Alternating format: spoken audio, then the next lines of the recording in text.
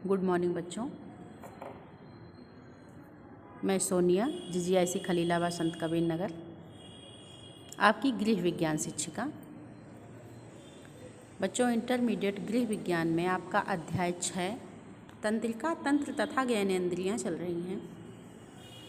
और पिछले क्लास में हमने पढ़ा कि तंत्रिका तंत्र किसे कहते हैं, तंत्रिका तंत्र के भाग, मानव मस्तिष्क की संरचना।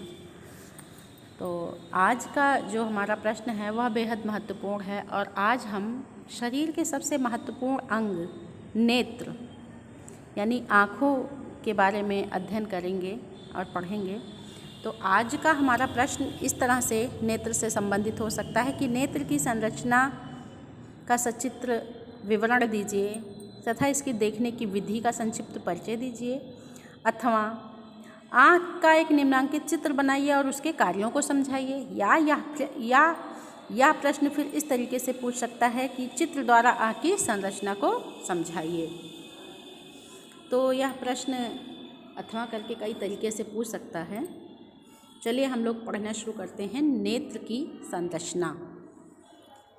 चेहरे पर नेत्र सामने की ओर अस्थियों से बने कूपों यानी अक्षकूपों में गोल गेंद की तरह लगे रहते हैं और ये नेत्र गोलक मांसपेशियों द्वारा जुड़े रहते हैं तथा इधर उधर ऊपर नीचे आदि दिशाओं में नेत्र कूप के अंदर ही घुमाए जा सकते हैं।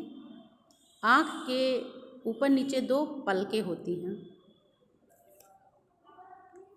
जिन्हें ऊपरी तथा निचली पलक कहते हैं। ऊपरी पलक पूरी आँख को ढक लेती है और पलकों के किनारे पर बरौनी होती है जिनसे धूल मिट्टी से आँखों की रक्षा होती है। आँखों में अश्रु ग्रंथियाँ होती हैं जिनके कारण पलक तथा आँख सदैव नम रहती है। तो बच्चों, ये था आँख की संरचना और अब हम पढ़ते हैं आँख की आंतरिक संरचना। प्रत्येक नेत्र गोलक की रचना 3 परतों से होती है, जिसमें इसका बाह्य पटल या दृढ़ पटल, जो पहली रचना है उसे हम बाह्य पटल या दृढ़ पटल कहते हैं। बाह्य पटल क्या है? आँख की बाहरी परत सफ़ेद व अपारदर्शक होती है। इसका 2/3 भाग अक्षकूपों में होता है तथा 1/3 भाग बाहर की ओर उभरा हुआ रहता है। उभरे हुए भाग को कार्निया कहते हैं। इस भाग में बाहर की ओर एक बहुत पतली झिल्ली होती है जिसे कंजक्टिवा कहते हैं। अपारदर्शक भाग से पीछे की ओर दृष्टि तंत्रिका निकलती है जिसका संबंध मस्तिष्क से होता है। बाह्य पटल का कार्य बाहरी आघातों से आँख की रक्षा करना तथा इसकी गोलाकार आकृति को बनाए रखना होता है। इसी पर नेत्र गोलक को घुमाने वाली पेशियों के संधि स्थल होते हैं। तो बच्चों, पहली परत थी उसे हम बाह्य पटल या दृढ़ पटल कहेंगे। अब हम दूसरी परत पढ़ते हैं। तो यह है आपका मध्य पटल या रक्तक पटल जिसे बोलते हैं। यह संयोजी ऊतक का बना रंगीन अपेक्षाकृत पतला स्तर होता है। इसमें रंगा कोशिकाएं तथा रुधिर कोशिकाओं का जाल पाया जाता है और इसी कारण भीतर से आँख को देखने पर यह काले रंग की दिखाई पड़ती है। और इसी का अलग भाग कार्निया के नीचे एक रंगीन गोल पर्दा बनाता है जिसे उपतारा या आइरिस कहते हैं। और उपतारे के मध्य में एक गहरे रंग का छिद्र जैसा दिखाई पड़ता है जिसे तारा कहते हैं। आइरिस की पेशियाँ आवश्यकता अनुसार तारे के व्यास को घटा बढ़ा सकती हैं। तीसरा है आपका अंतःपटल या दृष्टि पटल। यह सबसे अंदर की परत है तथा नेत्र गोलक के पीछे छिपे 2/3 भाग में ही स्थित है।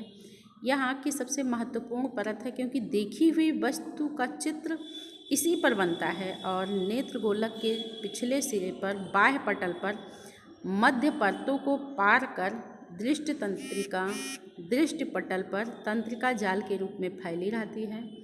जिस स्थान पर यह प्रवेश करती है वहाँ कोई चित्र नहीं बन सकता है, इसलिए इसे अंध बिंदु कहते हैं। अंध बिंदु के पास एक पीत बिंदु होता है, इस पर सबसे स्पष्ट चित्र बनता है।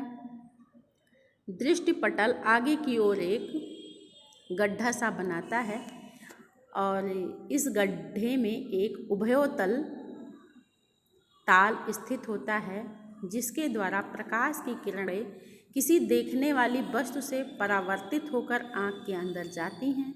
यह कोमल तथा लसलसे जीवित तंतुओं का बना एक ठोस पारदर्शक पिंड होता है और ताल के दोनों ओर सिलिरेई पेशियाँ स्थित होती हैं। इनके द्वारा ताल के उभार को घटाया तथा बढ़ाया जा सकता है। इस शक्ति को संयोजन शक्ति कहते हैं। कार्निया तथा ताल के बीच के भाग को जल कोश कहते हैं और इसमें जल के समान पतला तथा स्वच्छ द्रव भरा रहता है। अंतःपटल तथा ताल के बीच के बड़े भाग को जैली कोश कहते हैं।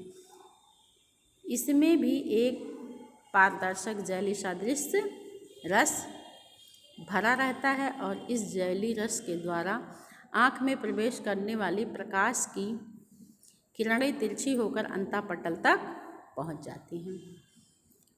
तो बच्चों, ये था आँख की आंतरिक संरचना, जिसमें आपने प्रत्येक नेत्र गोलक की 3 परतों को पढ़ा, जिसमें आपका बाह्य पटल, मध्य पटल और आपका अंतःपटल। अब है आँख की कार्यविधि। नेत्र गोलक को विभिन्न दिशाओं में घुमाने आदि के लिए अनेक मांसपेशियां होती हैं और इन मांसपेशियों के सहारे नेत्र गोलक अच्छी कूप से जड़ा हुआ सा है। आँख की रचना और क्रिया एक फोटो कैमरे के समान है। कैमरे के डायफ्राम, लेंस, ताल और प्लेट के स्थान पर आँख में क्रमशः तारा, ताल, दृष्टिपटल होते हैं। इन दोनों में मुख्य अंतर इस बात का है कि कैमरे का लेंस अपना आकार नहीं बदल सकता है और किसी वस्तु को ठीक चित्र या तो लेंस को आगे पीछे करने पर बन पाता है या उस वस्तु को ही जिसका चित्र लेना होता है उसको आगे पीछे करना पड़ता है। परंतु आँख में किसी भी वस्तु का चित्र ठीक ठीक बनाने में लेंस या उस वस्तु को आगे पीछे करने के बजाय लेंस का आकार उसके तलों के उभार को घटा बढ़ाकर बदला जा सकता है। अब है देखने की क्रिया। आँखों पर पड़ने वाली प्रकाश की किरणें कार्निया, जलकोश के द्रव, लेंस तथा जैली कोश के जैली रस द्वारा केंद्रीभूत होकर दृष्टिपटल पर एक छोटा तथा उल्टा चित्र बनाती हैं। इससे दृष्टिपटल की संवेदी कोशिकाएं उत्तेजित हो उठती हैं। दृष्टि तंत्रिका द्वारा चित्र बनाने की संवेदना मस्तिष्क तक पहुंचती है, जहां इसे पढ़ा जाता है तथा आँख का प्रतिबिंब सीधा दिखाई देता है। अधिक प्रकाश में तारा सिकुड़कर छोटा हो जाता है ताकि आँख में कम प्रकाश प्रवेश कर सके। इसके विपरीत कम प्रकाश में तारा फैलकर बड़ा हो जाता है ताकि प्रकाश अधिक मात्रा में आँख में प्रवेश कर सके।